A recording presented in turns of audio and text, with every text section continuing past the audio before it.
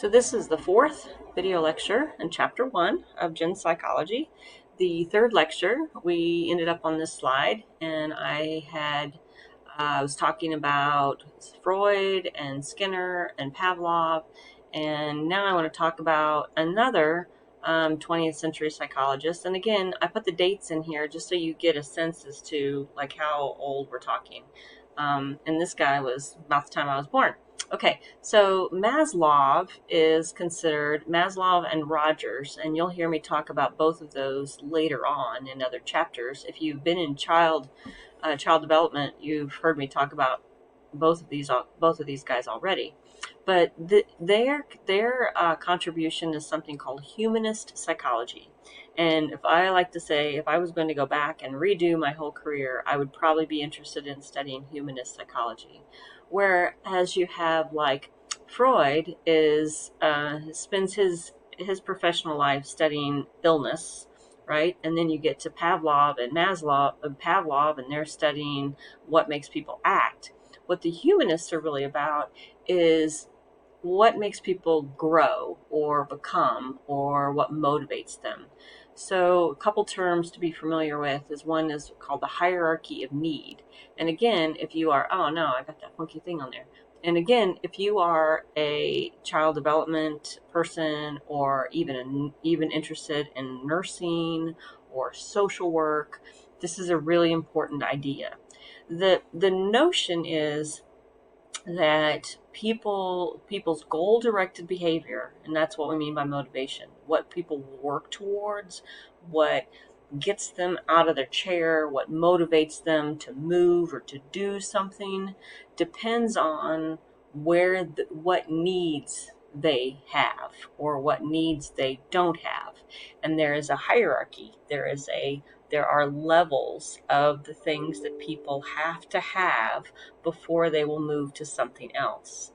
At the bottom of that, I guess we do talk about this a little bit later on, but in order to understand what makes people tick, or why do some people work harder? Why do some people go to school and other people don't? Why does it seem like some people are happy to be living on the street? Right. That's really what the humanists are trying to understand. And what do we know about people who seem to demonstrate well-being, right? Or happiness? These things all fall under that umbrella of a humanist, right? A term that we'll also talk more about later on is a concept called self-actualization. And self-actualization it's at the top of the hierarchy, but the notion is that we have to have our physical needs met, which includes like shelter and food and not being cold. Once we have these needs met, now we're going to look for safety, right? So safety and security. So if I'm hungry, I will put myself at risk, physical risk, in order to find food. But once I find food, then I'm going to try to feel safe. I always think of episode 1, season 1 of The Walking Dead. I don't know if you ever watched that. Rick Grimes wakes up in the hospital. There's zombies banging on the door. He doesn't know what's going on, but he runs from the zombies. Safety and security, right? Physical needs.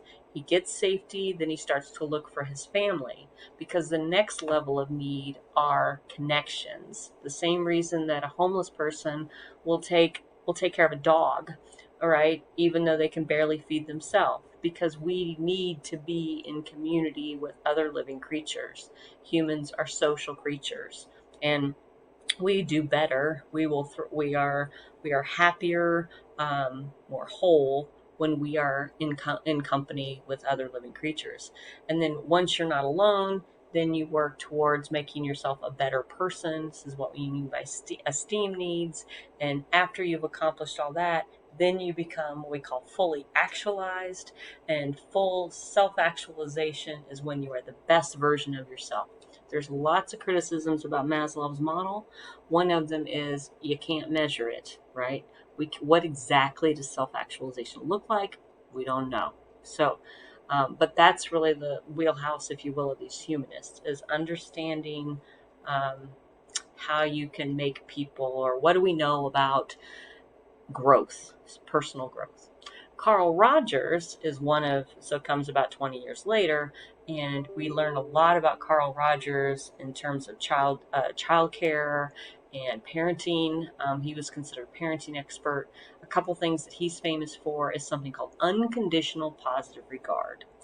And Rogers argued that if someone was to become a fully engaged or a full person, right, a contributing member of society, they had to experience unconditional positive regard from at least one person. And that was the function, or that was one of the most important things that a parent could do, is love their child. Positive regard, think of them in a positive way. Unconditionally think of your children in a positive way. Love them unconditionally. And this is how somebody, and of course our culture has a nifty little mechanism called God, that children don't love you, if your parents don't love you unconditionally, God is certainly supposed to. Another part of Carl Rogers' contribution is a phenomenon called existentialism. So if you've ever heard somebody talk about, it's not his, I don't think it's his idea, but if you hear somebody say, oh, I was having my existential crisis, which there are two times in a person's, I know 2 times in a person's life where they experience an existential crisis, and that is around young adulthood, right? And then about middle age. And the existential crisis is, what is the meaning of life? Like, what is this all about? What's the point, right? And how you move through your existential crisis will influence, your emotional well-being. Do you continue to contribute to society? How you answer that question. Do you become a religious person? Your lines of work? Do you get out of your marriage? All of those sort of questions, right? My daughter's 22, so she's at the age of an existential crisis. And she, last year, I guess it was, when she was so miserable, she would say, it's just all pointless. It's all pointless. And a wise older friend of mine said, yeah, and, right? Because this experience, the sensation that it's all meaningless, this is kind of typical of the human experience. And so, anyway, so that's all falls under the umbrella of humanism. Oh, phooey. Okay, so the next slide is about different perspectives.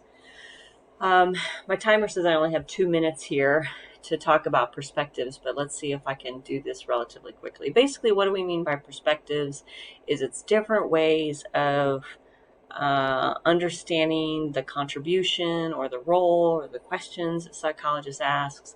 You have biological psychologists. These people are gonna study the brain and the hormones and the nervous system. And so they're going to seek to answer their questions about human behavior by focusing on the body. You have the psychodynamic psychologists. These are Freud's. These are like Freudians, right? So the psychodynamic people, they're going to be answering all those psychological questions and trying to understand the subconscious, what's making people tick. Behavioralists, we've talked a little bit about them already. They're all about what you can see, how you can observe someone's behavior. If you can't see it, can't count it, can't measure it, we're not interested. The humanists, we've already talked about them. I think the humanists are pretty cool. I get it. It's kind of spiritual to me. Cognitive, really important word. Shows up on a quiz at least once. What does cognitive mean? Cognitive refers to mental processes, cognitions, things that happen in your head. Cognitive, we spend a lot of time talking about cognitive development and the human growth and development, because what we know about human behavior and life is that children think differently than adults.